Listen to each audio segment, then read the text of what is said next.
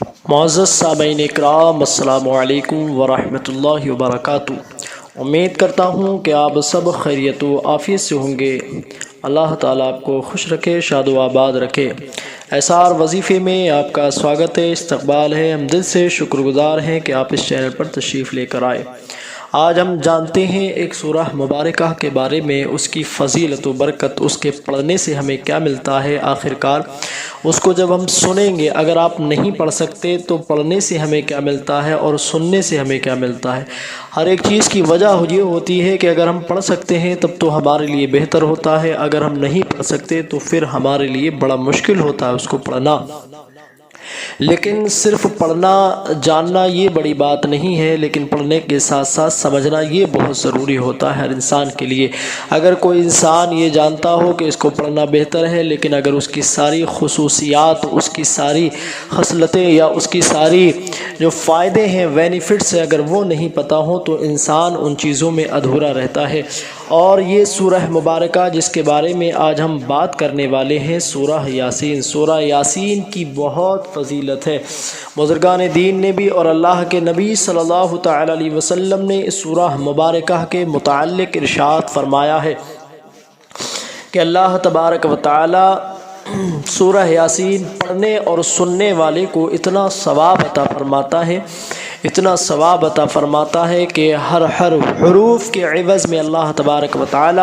اس کو ثواب تو دیتا ہی ہے، لیکن سورہ یاسین ایک مرتبہ اگر کوئی مکمل طور پر تجویز اور تجوید کے متعلق اگر پڑھتا ہے تو اللہ تبارک و تعالی ایک مرتبہ سورہ یاسین مکمل کرنے پر اس کو 10 کلام مجید مکمل کرنے کا ثواب عطا فرماتا ہے۔ یعنی سوچیں آپ، 10 کلام مجید پڑھنے کا اللہ تبارک و تعالی ثواب عطا فرماتا ہے، اور اگر کوئی بندہ لکھے یا سنے تو اللہ تبارک و تعالی پڑھنے سننے والے کو بھی 10 کلام مجید پڑھنے کا ثواب عطا فرماتا ہے۔ اللہ کے نبی صلی اللہ تعالی علیہ وسلم نے اس سورہ مبارکہ کے متعلق ارشاد فرمایا کہ اپنے مرحومین کے مطابق یا اپنے مرحومین جو جا چکے ہیں ان کے لیے پڑھیں، اور جو موت کے وقت سے جوجھ رہے ہیں، یعنی وہ موت کے وقت میں قریب ہیں، ان کے حالت نزا کا وقت ہے تو اس وقت میں پڑھیں تو اللہ تبارک و تعالی پڑھنے کی برکت سے ان کے پاس میں 10 فرشتوں کو نازل فرماتا ہے، اور نازل فرمانے کے بعد میں اللہ کی بارگاہ میں وہ دعا کرتے ہیں، وہ اللہ کی بارگاہ میں اس کی سفارش کرتے ہیں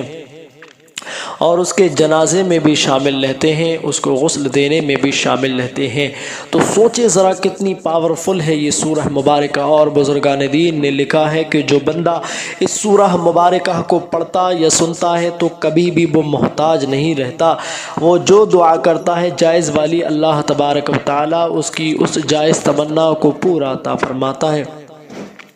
اور اس کے کاروبار میں برکت عطا فرماتا ہے، دکان و مکان میں اللہ تبارک و تعالی برکت عطا فرماتا ہے، رزق میں اللہ اس کے برکت عطا فرماتا ہے۔ کسی کی دکان میں گراہک نہیں آتے تو اللہ تبارک و تعالی اس کے گراہکوں میں بھی برکت عطا فرماتا ہے۔ اگر آپ پریشان ہیں، اس پریشانی سے نجات نہیں مل رہی ہے، تعویذات کو لیتے لیتے تھک گئے ہیں، ڈاکٹرز کو دکھاتے دکھاتے تھک گئے، تو سورہ یاسین پڑھنے کا معمول بنائیں، اور اگر نہیں پڑھ سکتے ہیں تو سننے کا معمول بنائیں۔ اگر آپ اپنے صبح کا آغاز سورہ مبارکہ یعنی سورہ یاسین سے کرتے ہیں تو اللہ تبارک و تعالی آپ کے پورے دن کو بہتر عطا فرماتا ہے۔ اس کے ساتھ ساتھ نماز کی پابندی کریں تو اللہ تبارک و تعالی آپ کی تمام پریشانیوں کو دور فرما دے گا۔ اللہ آپ پر اپنا فضل کرم رحم عطا فرمائے گا۔ آپ کے گھر میں، دکان میں، مکان میں، رزق میں، کمائیوں میں، اولاد میں، کھیت میں، کھلیان میں، سب میں اللہ رحمتوں کے برکتوں کے نزول فرمائے گا۔ آپ کے پاس میں مال و دولت کی کمی نہیں رہے گی، آپ کے پاس میں پیسے میں برکت ہوگی، ہر طرف سے آپ کے لیے دولت کے انبار کھل جائیں گے، اور اللہ تبارک و تعالی ایسی جگہ سے رزق عطا فرمائے گا آپ کو کہ آپ کا گمان تک نہیں پہنچ سکتا۔ تو سوچے ذرا کتنی پاورفل یہ سورہ مبارکہ ہے، کتنی برکتیں ہیں اس کی پڑھنے اور سننے کی۔ तो जो बंदा पढ़े तो उसके लिए यूँ कहिए कि ये दुआए हाजात भी है। अगर आप सुबह का आगाज़ सुनने से करते हैं इसका तो आपका पूरा दिन बेहतर जाएगा। जिस काम में भी हाथ लगाएंगे उस काम में खैर व बरकत होगी। अगर आप सोते वक्त में सुनते हैं या दिन के किसी भी हिस्से में सुनते हैं तो अल्लाह तबारक व ताला आपके उस वक्त के काम में कामयाबी अता फरमाएगा, और जो भी आप जिस काम में हाथ लगाएंगे कभी आपको नुकसान नहीं होगा, फ़ायदा ही फ़ायदा होता हुआ नज़र आएगा। तो आइए हज़रात अब हम इसकी ख़ास बातें और सुनते हैं। ये सूरह मुबारका 22वें पारे में है और ये 23वें पारे में मुकम्मल हो जाती है। ये सूरह मक्की है तो इसकी बहुत सारी फ़जीलतें हैं। सबसे पहले आप समझ सकते हैं कि कुरान अज़ीम है। ये कुरान अज़ीम पढ़ना, सुनना, देखना, छूना और उसका पढ़ना या सुनना सब को अल्लाह तबारक व ताला सवाब अता फरमाता है। चलिए अब हम पढ़ते हैं। आप इसको बड़ी ही मोहब्बत के साथ दिल के दरीचे को खोल कर सुनिए। उससे पहले वीडियो को लाइक शेयर ज़रूर कर दें, चैनल को सब्सक्राइब कर दें, हौसला अफजाई के लिए एक अच्छा सा कमेंट्स कर दें या अल्लाह के 99 नामों में से एक नाम ज़रूर कमेंट्स करें। चलिए अब हम पढ़ते हैं। अऊज़ु बिल्लाहि मिनश शैतानिर रजीम। बिस्मिल्लाहिर रहमानिर रहीम।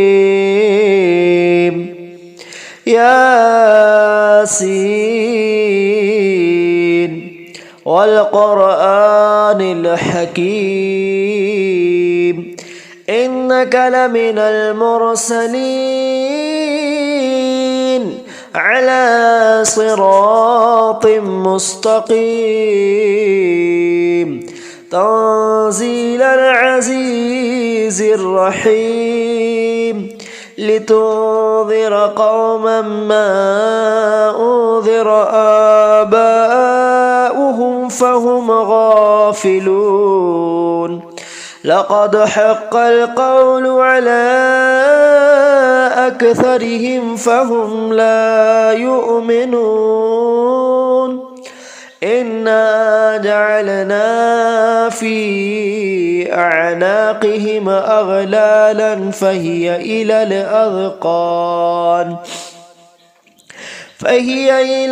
अज़क़ान फ़हुम मुक़महून वजअलना मिन बैनि ऐदीहिम सद्दन व मिन ख़ल्फ़िहिम सद्दन फ़अग़शयनाहुम फ़हुम ला युबसिरून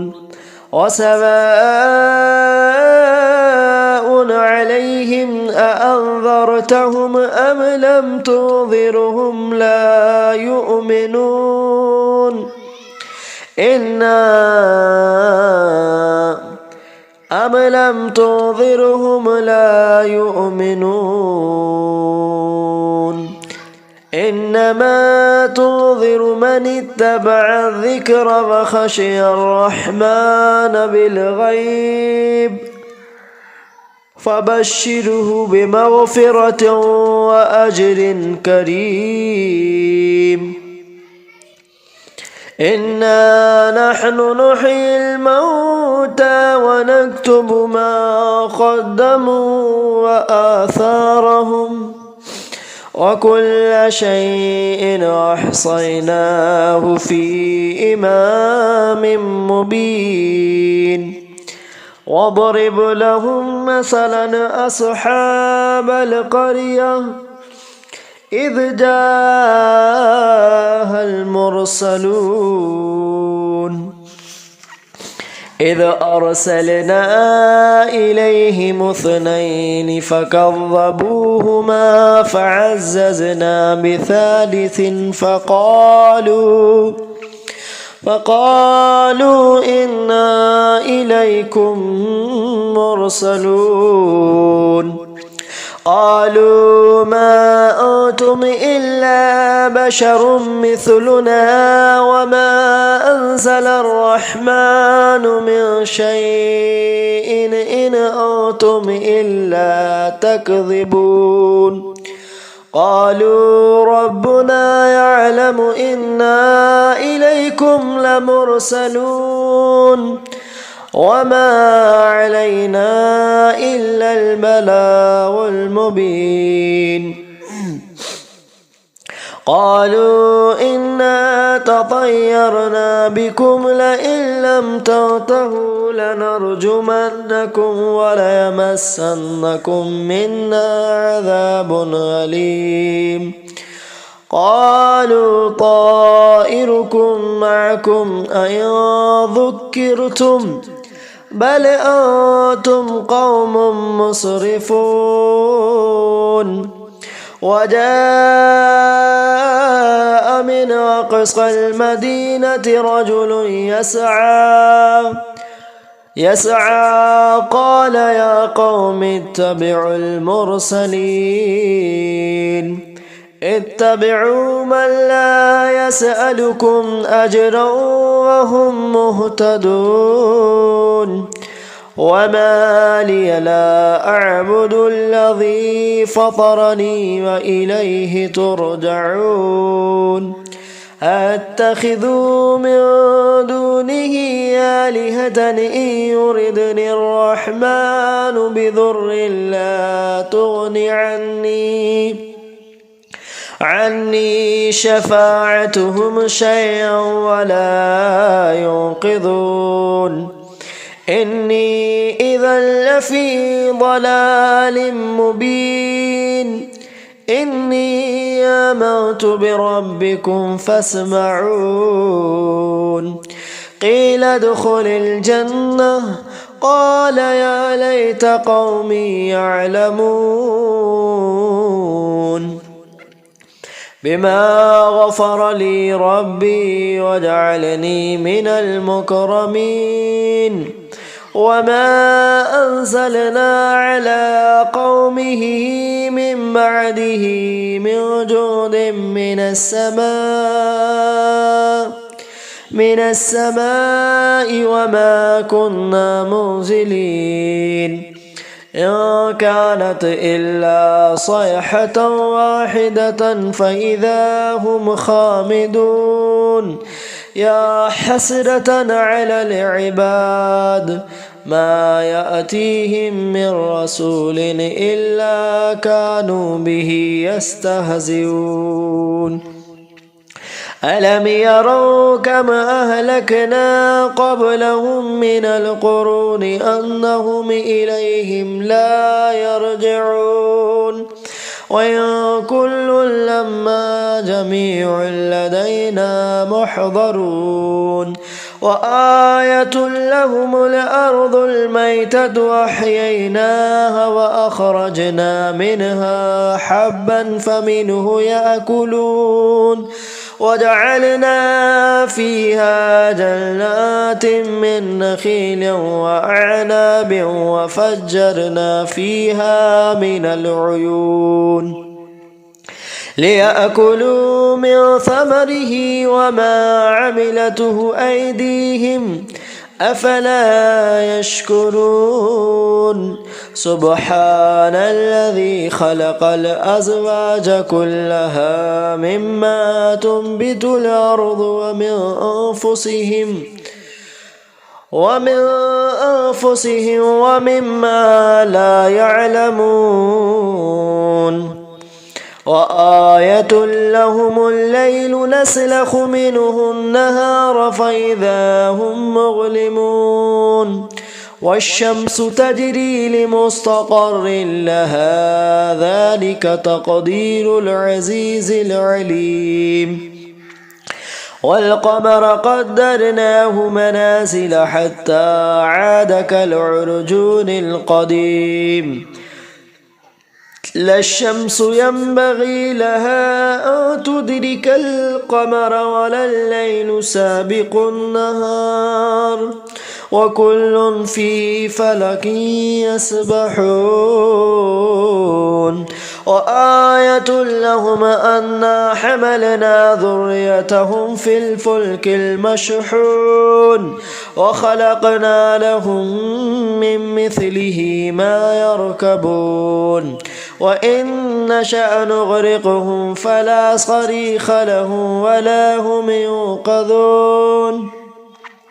إلا رحمة منا ومتاعا إلى حين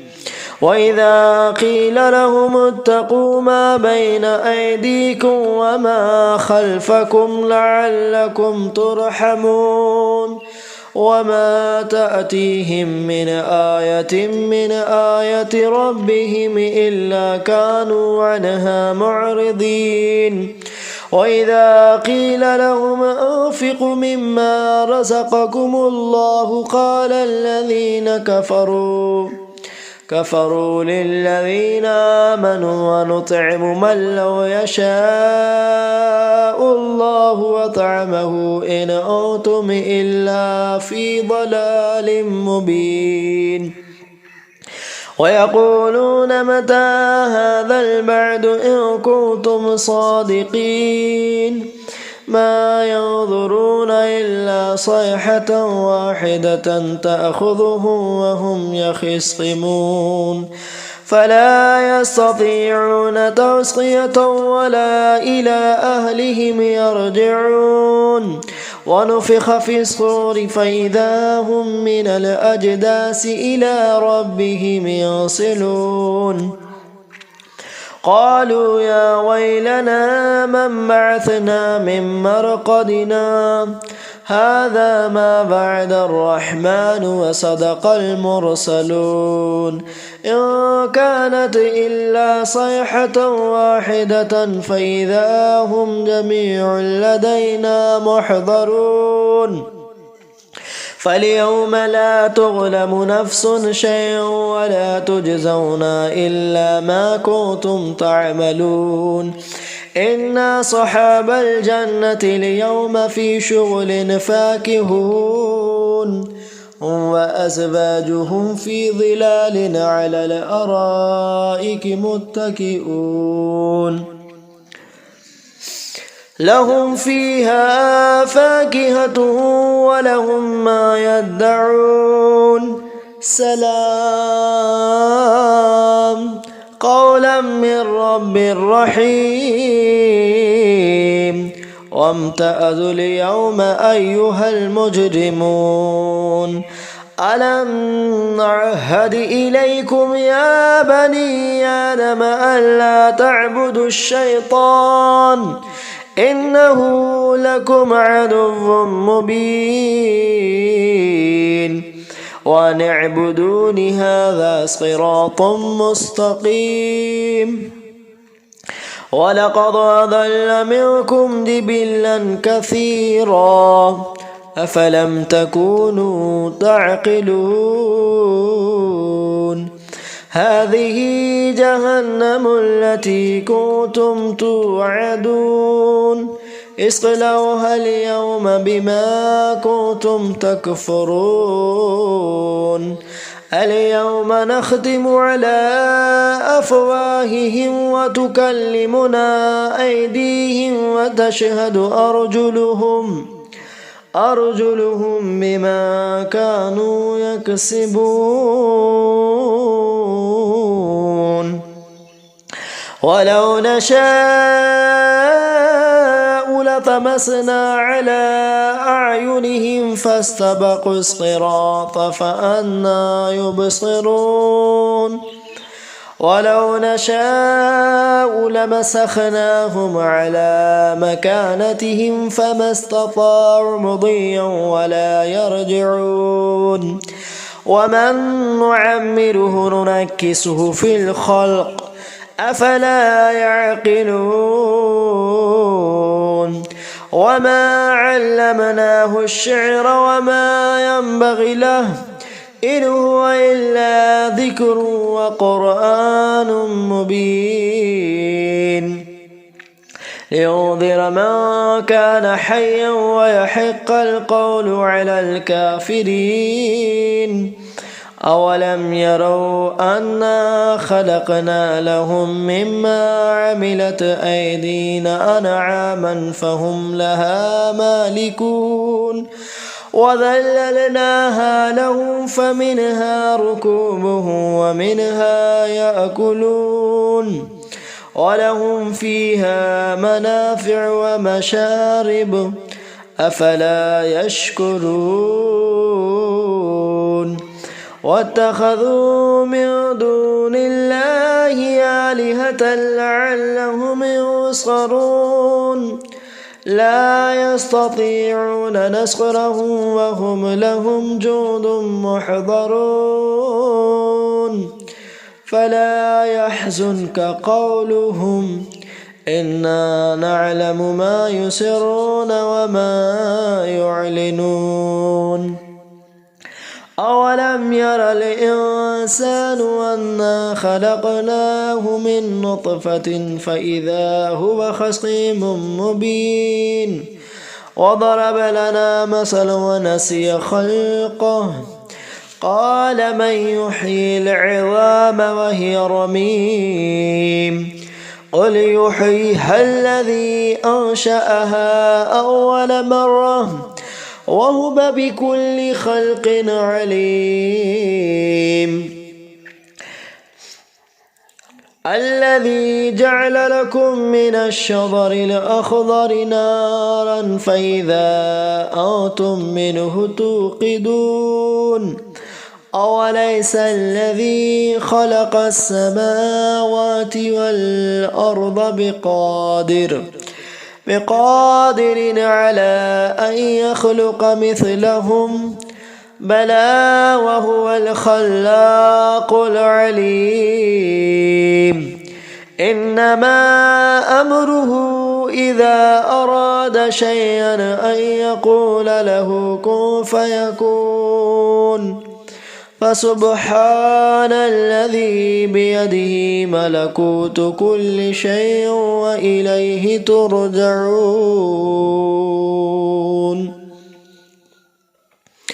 آمنت بالله صدق الله العظيم.